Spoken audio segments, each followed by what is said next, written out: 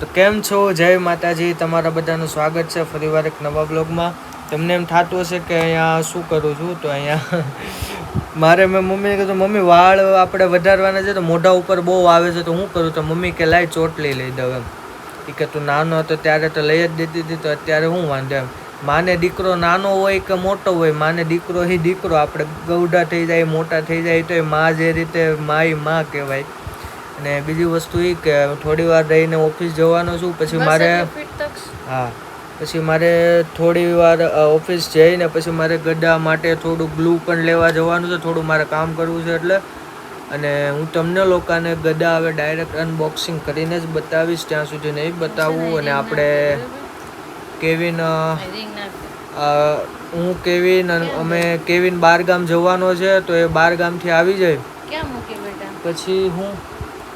પછી આપણે ઇન્સ્ટાગ્રામ પર હું પહેલી તમને રીલ્સ કહેતો હતો પાર્ટ 1, 2, 3 વાળી સિરીઝ એ આપણે બનાવવાની છે. એ તો પાક્કું જ છે ગદા બની જાય એટલે.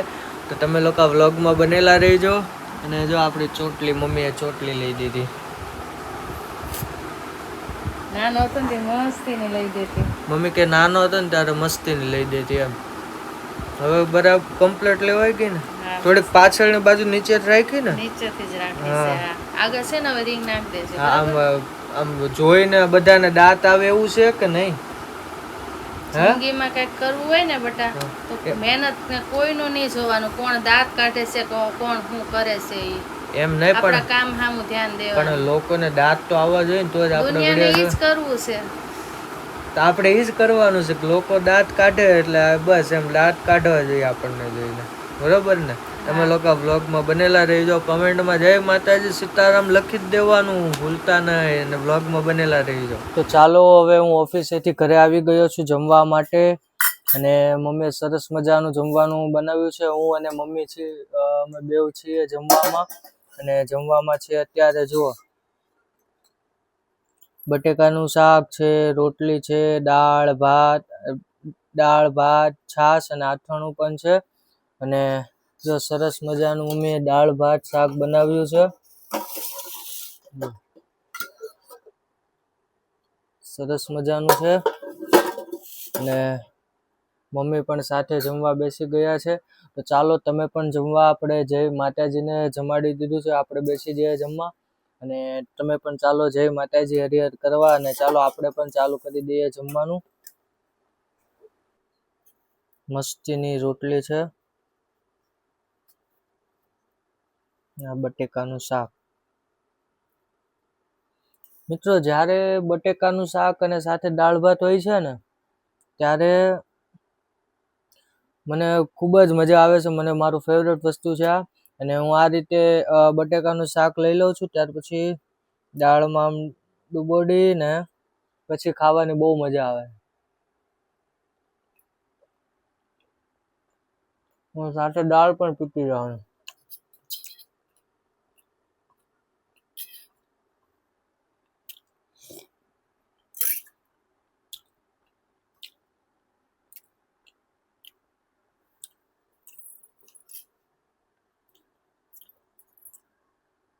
તમે લોકો વ્લોગમાં બનેલા રહેજો. મિત્રો, જીગલી ખજૂર ચાલુ કરી દીધું છે. અને મને ખાતા ખજૂરભાઈનો કોમેડી વિડીયો જોવા મને ખૂબ જ ગમે છે. મને, રાજવીને અને મમ્મીને પણ. અને જ્યારે મારી વાત આવી ત્યારે મોઢું ફેરવી ગયા સાલા ખગડો.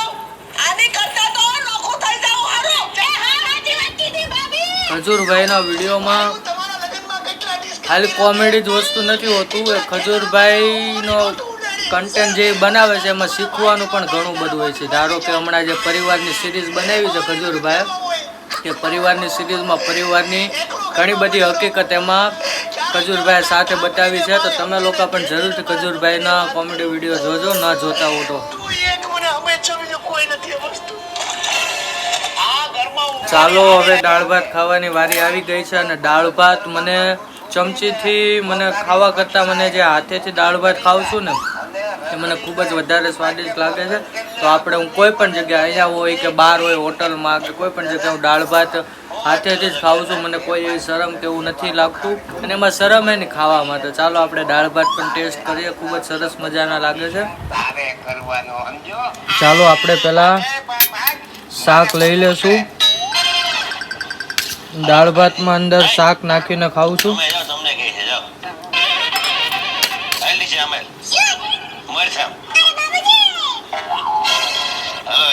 ત્યાર પછી દાળ સરસ મજાનું છે.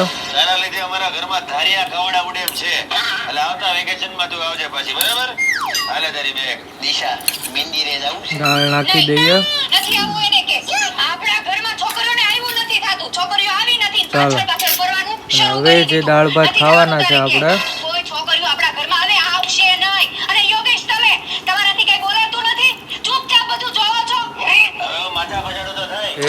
જય માતાજી.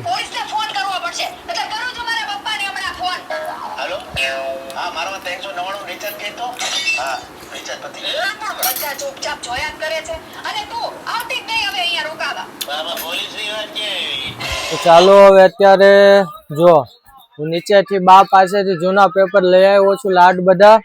આનું શું કરવાનું જૂના પેપરનું? તો આ જૂના પેપર છે ને મારે ગદામાં કામ હતું, તો એ વિડીયો હું તમને બતાવીશ ને. મેં કીધું હતું ને કે હવે ડાયરેક્ટ અનબોક્સિંગ, એટલા માટે. અને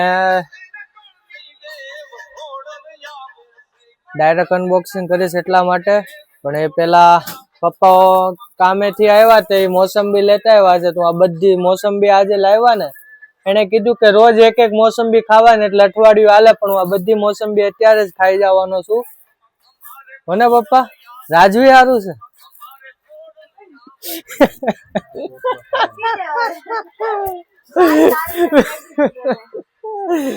પપ્પા કે રાજવી હારું છે, આમાં મને ઈશારો કરે છે. હું મારી હારું નથી, એમ હું બધી ખાઈ જાય. પપ્પા જે વસ્તુ ના પાડે ને એ વસ્તુ તો પેલા ખાવ, બરોબર? નહીં, હું બધી ખાઈ જવાનો છું. તમે લોકો વ્લોગમાં બનેલા રહેજો. હા નહીં ખાવ, મસ્તી કરું છું. રાજવી પકડતો ફોન. જો મોસંબી કેમ ખાવી ને તમને શીખવાડું, બરોબર? પેલા પેપર અહીંયા રાખવાનું નીચે. રાજવી ની જગ્યા છે, ભલે રાતે કીડી કવરતી. આમ કરીને કાંઈ એવું ન કરાય. આમ કરીને બે ફાડા કરી નાખવાના. જો તમને શીખવાડ. સંતરું છે, સંતરું જે હોય આમ કરી.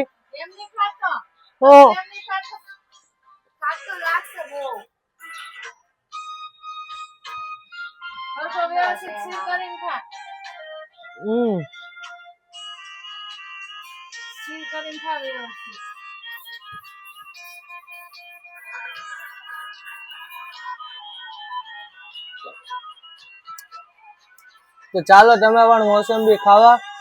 હું બધી નહીં ખાવું, તમે તારે એક જ ખાય. પછી આપણે ઉપર ગધાનું કામ કરવા જઈશું. તમે વ્લોગમાં બનેલા રહીજો.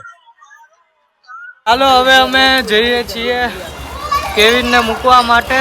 કેવિન ક્યાં જશે? ખાંભા. કેવિન ખાંભા જાય છે. જો કેવિન ને મૂકવા જઈએ છીએ આપણે, અને પછી આ ગાડી લઈને આપણે રિટર્ન વહી આવવાનું છે, મારે અને મિત્રને. તો કેવિન હવે આવશે 2 દિવસ પછી રિટર્ન, અને ત્યાર પછી આપણે ત્યાં સુધીમાં મારે ગધા કમ્પ્લીટ કરી નાખવાની છે.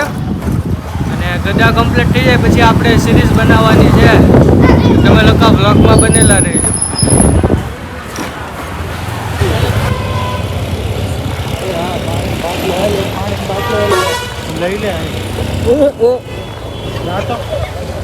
કેવિન પાણી લીધું? પાણી હે નથી લીધું? હા લે, આવી પાણી લેતો જ આજે જો. અને આમ જો પાણી છે ને બસમાં, સમજો શિયાળો છે. શિયાળો છે એટલે બીજું કાંઈ નહીં, બસમાં તકલીફ પડે. અને આમ ચાલુ થઈ ગઈ બસ, નીકળી જવાનું છે. બસ પર આવી ગયા છીએ. ચિંટુ કઈ બસ છે? કામધેનુ બસમાં. જો ચિંટુ છે, કેવિનના ફૂઈનો છોકરો હારે છે. ડક્સ પણ છે. ડક્સ ક્યાં છે? ડક્સ અંદર છે. ક્યાં?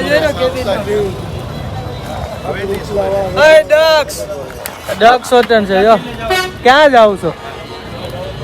અમે જઈ ક્યાં પણ? ખંભા.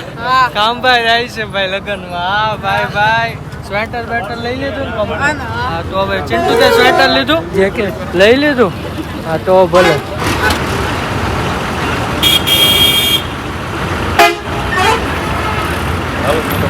હા ચાલો હવે આપણે પણ જઈએ ઘરે. હાલો હું હજુ કેવિનને મૂકીને આવ્યો જ છું અને ગાડી લઈને અહીંયા ઊભો હતો. ત્યાં બધા શેરીના નાના છોકરાઓ જે આપણે ગણપતિમાં બધા ભાગ લીધો ને છોકરા કે તક્ષભાઈ અમને વ્લોગમાં લ્યો એમ. ચલો બધાને આપણે વ્લોગમાં લઈ લઈએ. બધા અત્યારે રમે છે. સબસ્ક્રાઇબ કરો.